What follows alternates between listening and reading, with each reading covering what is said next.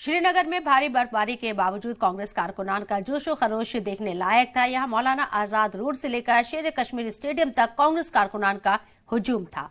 बड़ी तादाद में खवातीन भी बर्फबारी से बेपरवाह राहुल गांधी को सुनने के लिए आई हुई थी और यात्रा के साथ कश्मीर आए दूसरे सूबों के कारकुनान का कहना है कि रैली अपने मकसद में कामयाब रही। उनका कहना है कि यात्रा के नतीजे में ही मरकजी हुकूमत मोहब्बत की जुबान बोल रही है और यात्रा के दौरान 71,000 लोगों को नौकरी मिली।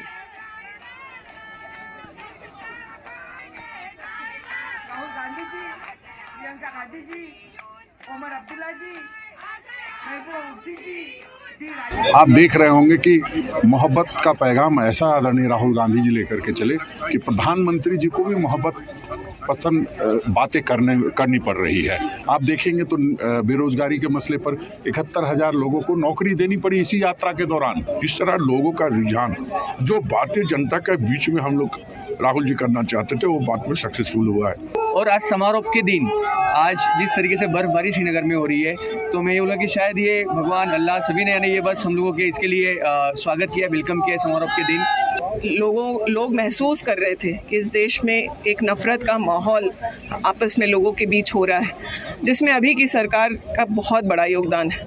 लेकिन इस यात्रा के बाद इस देश में एकता की ज़रूरत, प्यार मोहब्बत की ज़रूरत जो है और जो इस देश का नींव है उस पर ज़रूर कहीं ना कहीं लोगों का ध्यान गया है।